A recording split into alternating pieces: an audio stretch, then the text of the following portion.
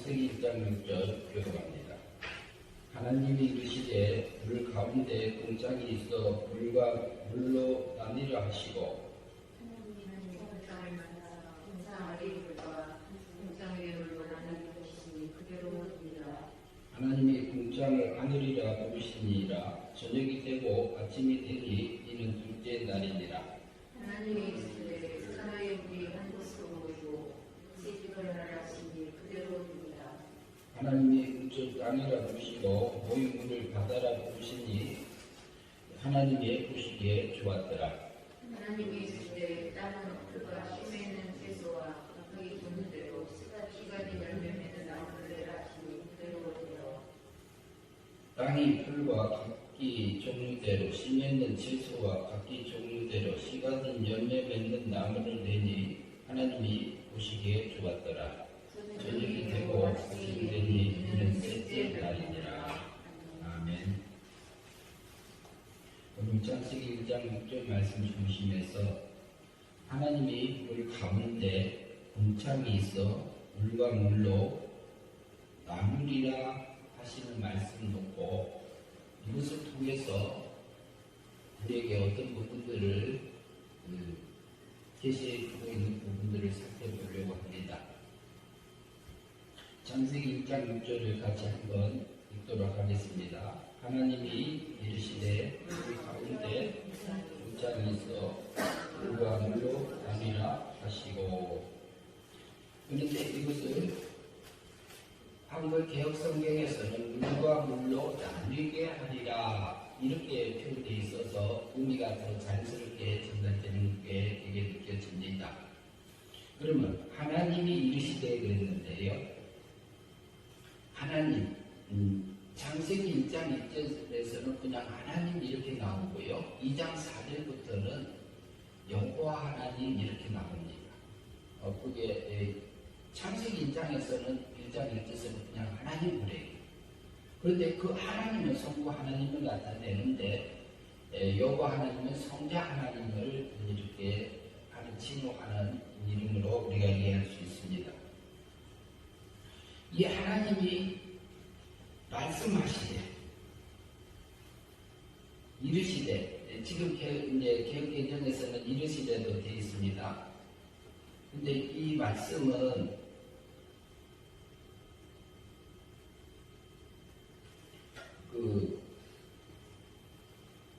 하나님이 그것을 통해서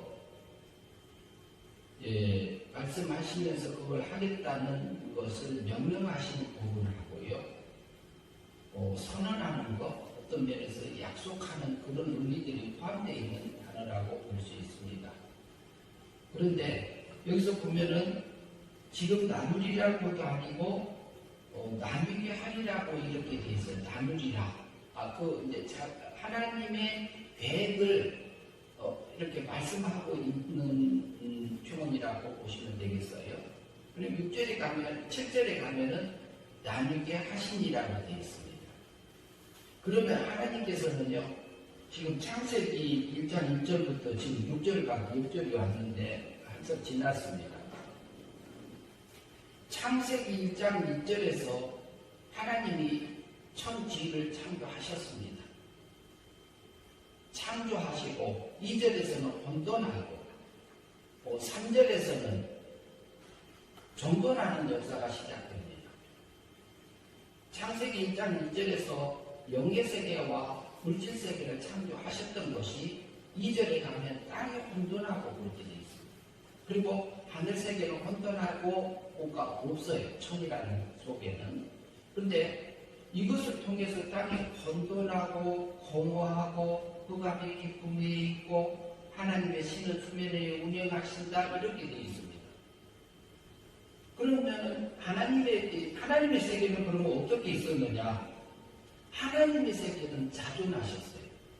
스스로 계셨어요. 그러면은 우리가 살고 있는 세계는 지금 물질 세계입니다. 물질 세계는 지금 현재 혼돈된 세계 속에 하나에 포함되어 있지요. 그런데 혼돈되고 공허하고 흑암의 기쁨에 있는 그 세계에서 살고 있는 것이 지금 하나님의 백성들이요, 하나님의 백성들을 길러가는 장소라고 우리가 볼 수 있습니다. 그 혼돈되고 공허하고 흑암의 깊음 위에 있는 그 수면 위에 운행하고 계시는 그 성신 하나님, 성령 하나님께서는 그 세상에서 하나님이 그냥 우연히 되어진 것도 아니고 하나님의 계획 속에서 이루어진 것을 우리가 생각할 수 있습니다. 하나님께서는요, 맨 처음에 성부 하나님은 자존하셨고요, 성자 하나님은 발생, 그리고 성신 하나님, 성령 하나님은 발출, 이렇게 얘기할 수 있어요. 그러면은 성자 하나님은 이 부분은 다음에 그렇게 해서 그 속에 성도들에게는 산출했다고 볼 수 있습니다. 성도들의 생명은 산출하셨다. 이것은 하나님 세계에서 이루어진 세계고요. 그 다음에 영의 세계에서는 사람의 영이 있고요. 영을 창조했습니다. 창조하셨고, 그 다음에 택자의 영이 있고 불택자의 영이 있습니다. 택자에게는 신의 생명이 있고 불택자의 영에게는 신의 생명이 없고 그렇습니다. 그것은 욥기서에서 드러나서 있습니다. 하나님의 그 택자의 영들에게를 가리켜서는 하나님의 아들들이라고 표현되어 있고요. 그리고 불택자의 영들에서는 표현이 되어져 있지는 않습니다. 그런데 하나님께서는 세상을 창조하기 전에 이렇게 계획을 해서 정하셨습니다. 그것을 작정이라는 신학적인 용어로 신학적에서는 이렇게 표현을 하고 있고요. 성도들을 하나님의 생명적인 아들들을 길러가기 위해서 또 계획을 세우셨어요. 그것을 뭐라고 하냐면은 예정이라고 되어 있습니다. 신학적인 용어로. 그런데 왜 하나님은 창조했던 것이 혼돈된 것을 정돈하는 과정을 이렇게 창세기에서 우리에게 보여주고 있을까요? 창세기 1장 3절에 보면 하나님이 이르시되 빛이 있으라 하시며 빛이 있었고 그래요. 먹구름 흑암이 둘러져 있는 그 세계를 빛이 오심으로, 세상에 빛으로 오신 예수 그리스도를 통해서 우리의 죄악으로 어두워져 있는 우리를 살리시기 위해서 실제로 오셨었습니다. 그런데 빛이 있으라고 되어 있고 창조했다는 표현은 없습니다. 그래서 빛이 있으라. 그리고 빛이 있었고 그 다음에 빛을 낮이라 했고 그 다음에 어둠을 밤이라고 이렇게 빛과 어둠을 나눠서 말씀하신 부분들이 있습니다.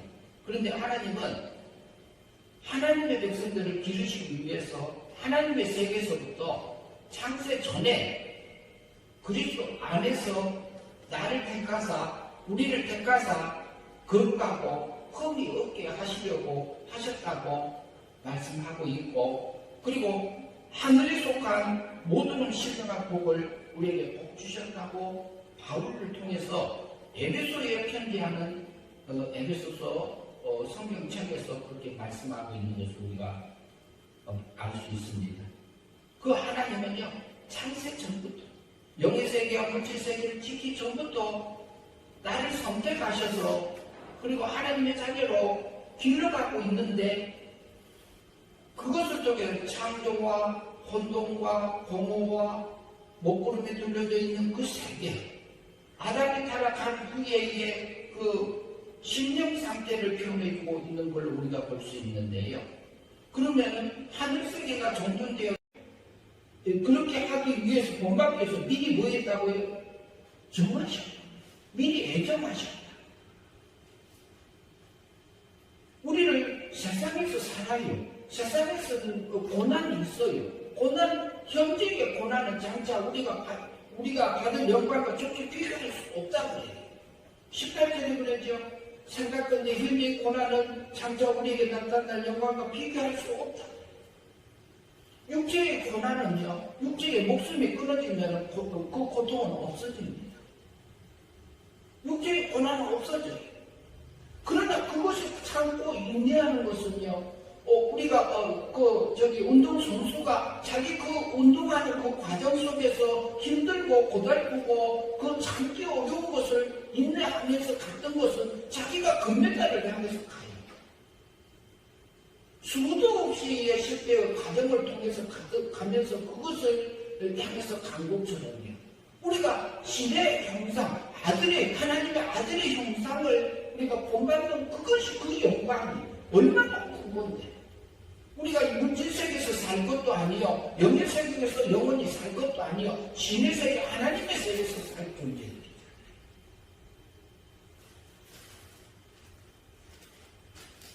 그래서 나를 미리 예정하죠. 그 하늘의 복을 받아. 언제요? 창세 전에. 하나님이세요. 그로 말미암아 많은 형제 중에서 마다들이 되게 하여 마다들처럼 하나님 아들의 형상을 본받아서 그 나라의 아들이니까 우리는 상속자예요. 상속자. 왕의 상속자가 아니에요. 신의 상속자예요.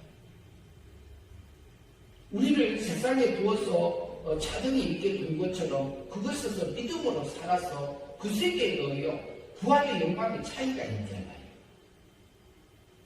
부활의 영광. 해의 영광과 달의 영광과 별의 영광이 빛의 밝기가 다른 것을 통해서 영광을 비교하고 있습니다. 우리가 그 영광을 향해서 가고 있잖아요. 예수 그리스도는요, 1년에 오셔서 33살에 33년에 십자가에 죽으시면서요, 고난으로 느껴졌을까요?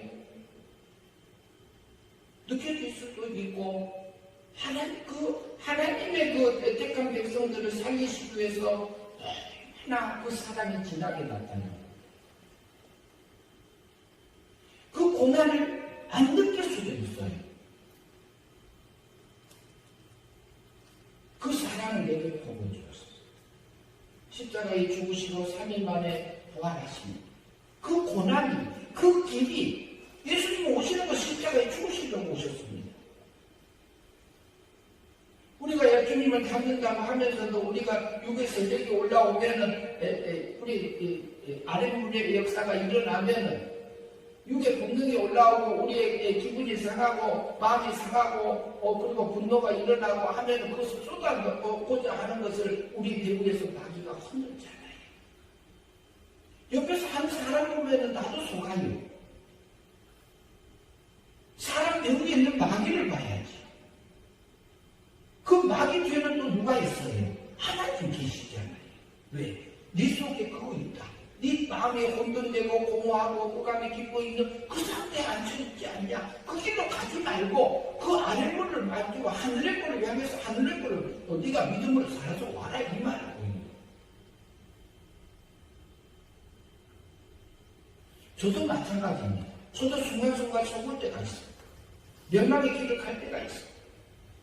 그러나 주님은 우리의 언제값을 위해서 죽음으로 그 죄값을 다 치러주셨어요. 언제값 없다 그래요. 법적인 면에서. 법원에서요, 어떤 판결을 내리면 그걸로 끝납니다. 그걸로 끝나는데,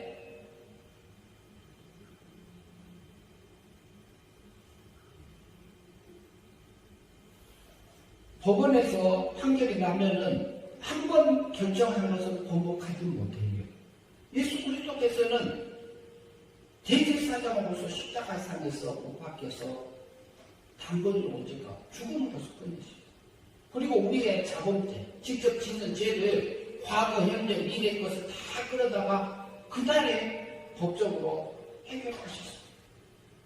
그럼 아담의 죄는 언제 해결했을까요? 실제로. 그 전에 성부 하나님 책임하에서 구약 백성들을 구원하셨지만 아담, 아벨, 아브람, 모세, 다니엘 이런 사람의 죄값을 언제 치렀을까요? 실제로 33년에 실제로 십자가에서 해결해 주십니다. 우리는 그때 태어나지 않습니다. 하나님의 공의의 법적인 면에서 우리를 완전히 과거, 현재, 미래 것을 다 끌어서 그 형벌을 받아서 해결해 주심을 받은 그 사람을 우리가 갖고 있는 거죠. 그때까지 하면은 무죄 상태입니다. 무죄의 상태들을 가지고는 하나님 앞에 갈 수가 없어요. 그러니까 율법의 요구를 완전히 순종해서 다 이루셨습니다. 그래서 하나님의 은혜를 내게 은혜로 값없이 꼭 구속함을 드리면서 내게 하나님의 법적인 면에서의 의로운 자로 칭송해 주셨어요. 하나님의 보실 때는 하나님의 법적인 면에서 봤을 때는 나는 의인이에요. 그러나 우리 육체를 봤을 때는 넘어지잖아요. 그런데 넘어지면 마귀가 와서 나를 내 마음에 방망이 지르게 정죄가 된단 말이에요. 구약은 율법을 들고 와서 하지요. 마귀가 하는 일이 그 일이고, 그러면 우리는 마귀가 한 것을 통해서 십자가상에 가면 다시 은혜의 속으로 드러날 수 있는 길이 있어요. 하나님, 이런 저를 용서하시고 은혜 입혀주셔서 감사해요. 하나님, 나를 붙들어 주세요. 잘못 살았나이다. 하나님, 내 육적인 세력에 아랫물에 끌려서 살지 않고 하늘의 물을 끌려서 살아갈 수 있는 내게 영역을 주시고 힘을 주세요. 그리고 내 결단력을 주세요. 우리가 그것을 믿음으로 하나님의 구하고 살아갈 일들이죠.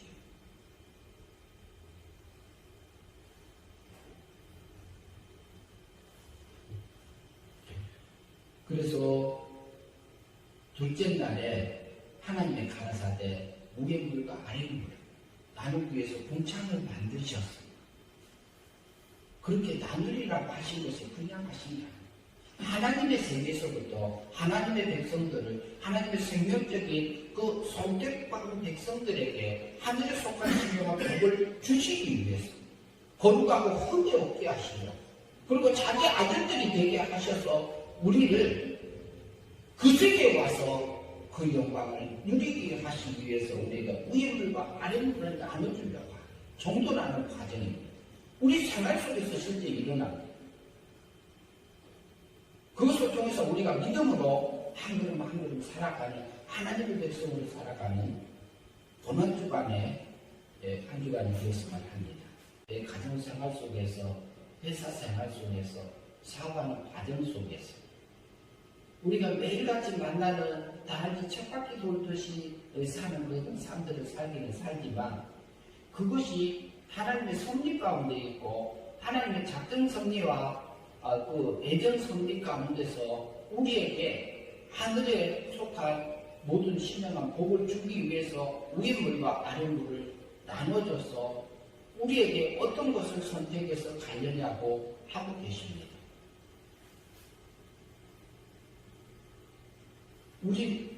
우리가요, 아무리 좋은 것도 기분이 우리 속에서 육이 충만할 때요, 좋은 것들, 육이 강할 때, 좋은 말을 하고, 바른 말을 하고, 이치에 맞는 말을, 딱 맞는 말을 해도 내 속에서는 하기 싫다는 생각이 쫙 올라올 때가 있습니다.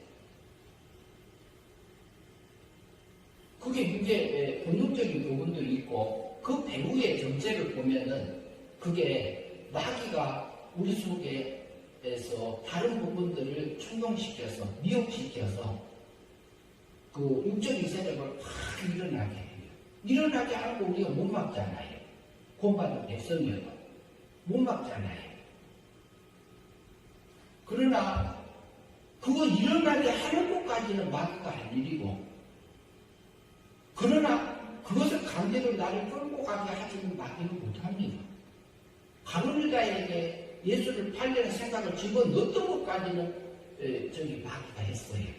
그러나 강제로 끌고 가는 건 아닙니다. 못 끌고, 그건 안 해요. 그건 하지 않아요.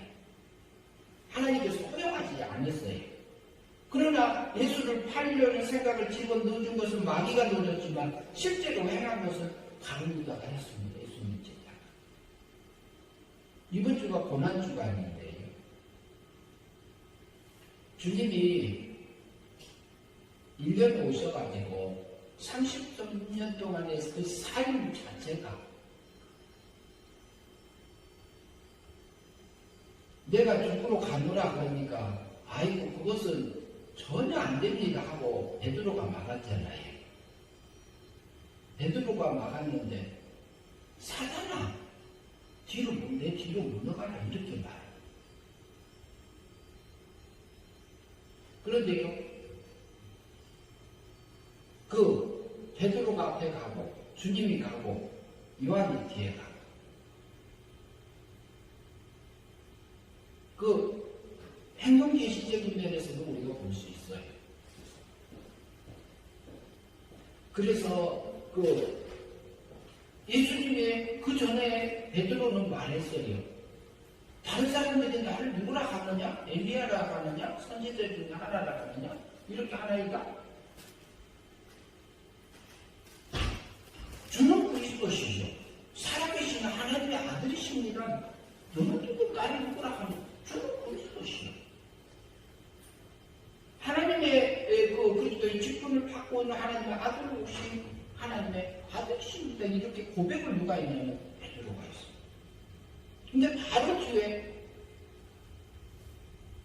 왜 나를 넘어뜨지 않느냐 그랬어요. 근데 그 사람이 두 사람이 아닙니다. 한 사람. 한 사람 속에서 두 가지가 일어나는 것은 우리가 세상에 있을 동안에 하나님의 허용하신 겁니다. 하나님이 창조하고 혼돈되고 공허하고 이렇게 혼란 속에서 살게 하는 이유는 우리에게 절대적인 인간 입장에서 봤을 때, 사람 입장에서 봤을 때 자유의지를 주신 거죠. 그러나 하나님의 입장에서 보면 자유의지라고 할 수는 없을 수는 있어요. 그러나 자유의지가 하나님의 작정섭리나 예정섭리 속에서 그것이 방해받지는 않아요. 하나님의 신이시잖아요. 그래서 베드로가 그 후에 또 그랬죠. 내가 오늘 밤에 닭이 몇 번이요? 몇 번 오기 전에? 3번 오기 전에 나를 2번이에요? 3번이에요? 예? 네가 나를 3번 부인하리라고 했죠. 3번 부인하리라. 베드로는요, 하나님의 예수 그리스도의 수제자예요. 그런데도 저는 3번이나 부인했다는 설명을 많이 들었습니다. 근데 3번밖에 안 했다고 이렇게 느껴져요. 우리는 수도 없이 생활 속에서 3번이요? 하루에 3번이라도 하지요? 때로는 우리가 육적인 세상으로 갈 때 있잖아요. 그런데 우리는 하나님의 아들이요, 딸이요. 그런데도 그 길을 걸어가요. 그러면 우리가 멸망의 삶을 사는 거지. 육이 큰 거죠. 우리 속에서 육이 큰 거지. 우리 중생대 영이, 거듭난 영이 자라지는 못하고 있는 거지. 육이 컸다는 것은 땅의 것이 큰 것이요, 아래 물을 먹었다는 얘기가 됩니다. 그리고 위의 물을 먹게 되면은요, 우리 속에 있는 하나님이 달라지고 하나님의 거룩함이 내게 입혀지고요, 신의 상품이 내게 입혀져요. 그리고 중생대 그 영도 자라요. 그리고 우리 속에 있는 신의 생명도 자라요. 그게 뭐냐면 우리가 하늘의 것을 읽는 겁니다. 순간순간에. 우리가 멸망으로 살 건지 영생으로 살 건지는 우리에게 그렇기 때문에 절대적인 자유의지 주셨습니다. 그러나 성령 하나님께서, 성신 하나님께서는 우리 마음에게 진리를 깨우쳐 주시고 그리고 우리 마음을 감동해 주셔서 하늘의 것을 사모하며 갈 수 있도록 하고 그걸 선택할 수 있는 힘을 주시는 분이다.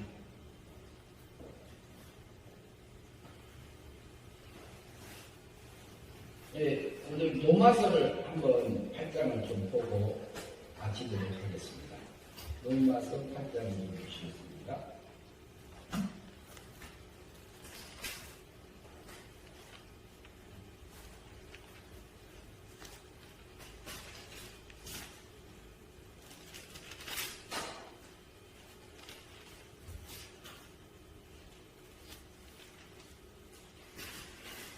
네, 28절 한번 보실게요. 28절부터 조금 보시도록 하겠습니다. 로마서 8장 28절 같이 읽습니다. 우리가 하나님과 하나님을 사랑하는 또 그 뜻대로 보시는 그 자들에게는 모든 것이 합력하여 선을 이루느니라.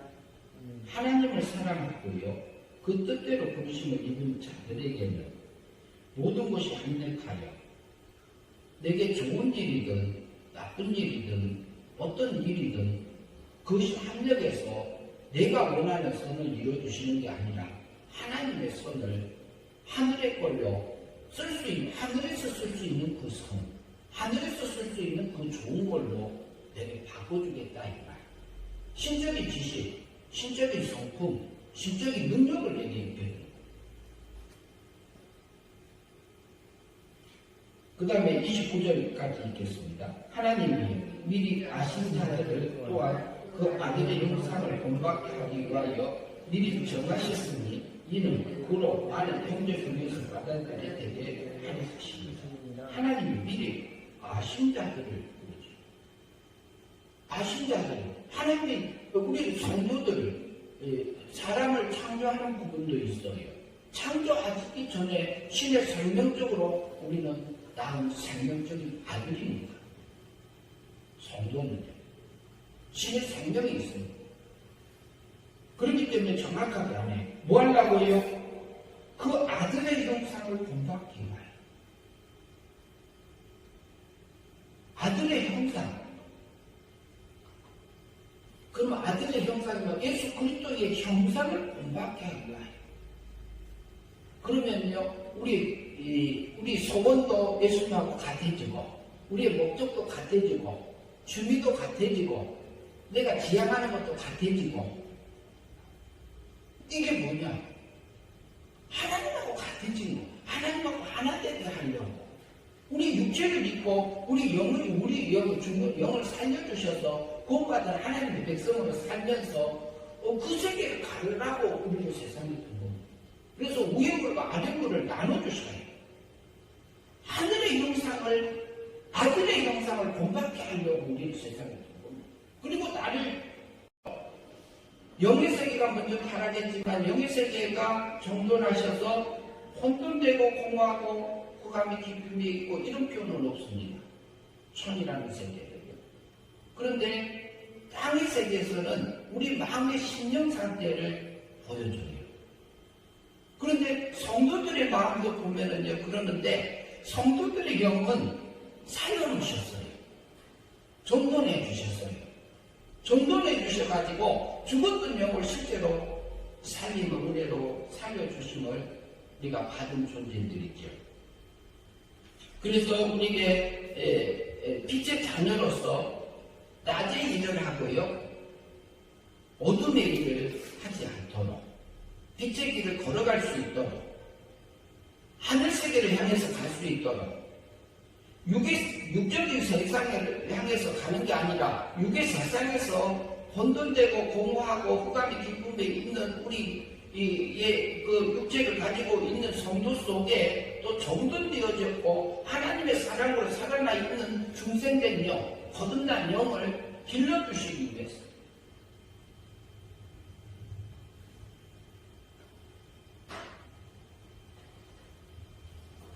그렇게 해서 하나님께서는 빛을 첫째 날에 그 어둠을 헤치면서 해주셨던 것을 통해서 우리에게 빛을 낮이라 하고 어둠을 밤이라고 칭했던 것처럼 우리가 진리 안에서 빛의 길로 갈 수도 있고 진리가 우리가 진리의 빛이 비춰줘도 우리가 어둠의 길을 선택해서 갈 때도 있습니다. 낮의 자녀로서 낮의 자녀들처럼 하나님의 가기를 원하고 계시지요. 그런데 오늘 6절 말씀에서는 물 가운데 공창이 있어 물과 물로 나누게 하리라고 말씀하고 있는 건데요. 그러면 이 물은 언제 만들어진 거냐? 물은 둘째 날에 만들어진 게 아니고 물은 창세기 1장 1절에서 이미 만드신 겁니다. 땅도 그때 만드신 겁니다. 물질세계를 지을 때 이미 만들어진 거고 그것을 물이 땅을 다 삼켜버렸어요. 바닷물이 땅은 바닷물 속에 퐁당 빠져가지고요. 들어있고 바닷물이 다 둘러싸고 있는 상태입니다. 그 위에는 먹구름이 써져 있고요. 그러니까 땅 위에서 하늘의 걸로 심어서 이렇게 열매를 맺고 거둬야 심했는 채소를 거두고 이렇게 할 부분들이 있을 것이 없는 공허 상태입니다. 그런 상태에 있는 그때에 뭐냐면은 물과 물로 나누리라. 그리고 물 가운데 궁창이 있어 그래요. 그러면 위에 물하고 아래 물하고 나누는 그 일을 하시겠다 이 말을 하고 있습니다. 바닷물은요 우리가 먹을 수 있나요 없나요? 일반인처럼 못 먹잖아요. 그러나 바닷물을 먹을 수 있게 또 만들기도 하지요. 그것이 햇빛이 쨍쨍째서요 하늘로 올라가요. 수증기로 올라가서 뒤로 내리면 그 물 먹어요 안 먹어요? 먹을 수 있죠. 그런데 바닷물이 상징하는 것은 죄악을 상징합니다. 죄악 때 죄악을 상징해요. 그런데 그 물이 바닷물을 먹을 수가 없어요. 그러나 윗물을 먹어요. 위의 물을 먹어요. 위의 물로 올라가서 위에서 내려오는 그 물을 먹어요. 위의 물은 공창 위의 물은 신령한 진리세계를 얘기하고 있고요. 그러면 공창 아래 물은 아래 물도 먹을 수 있는 물이 있고 못 먹는 물이 있어요. 근데 어떤 물을 먹느냐에 따라서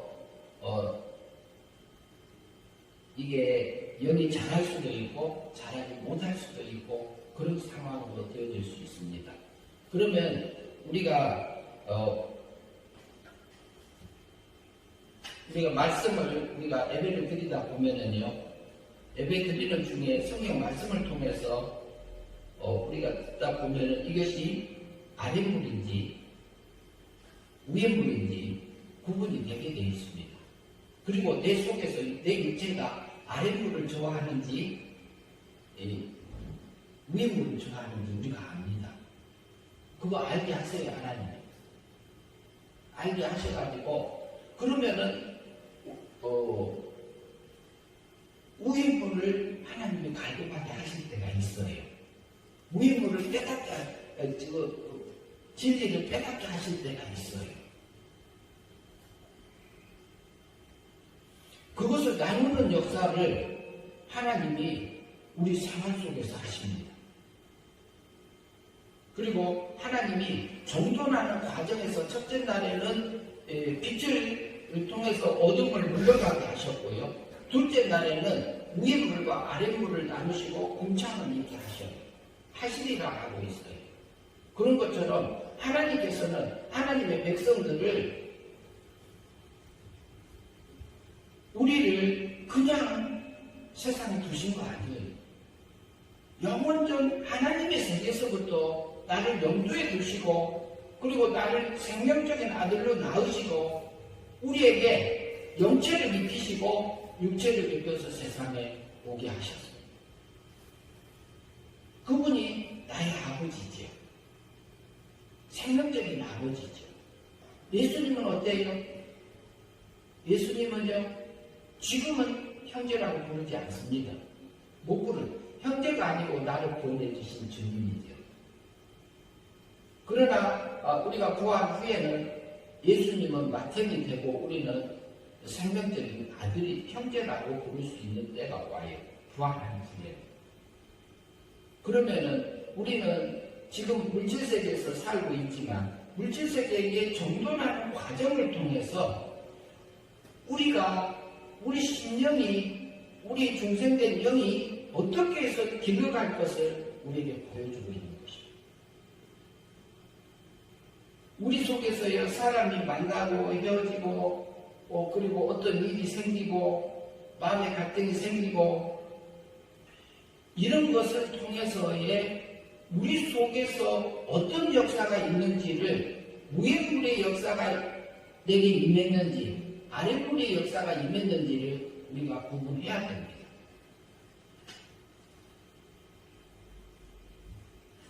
그것을 위의 물과 아랫물을 나눠줘야만이 됩니다.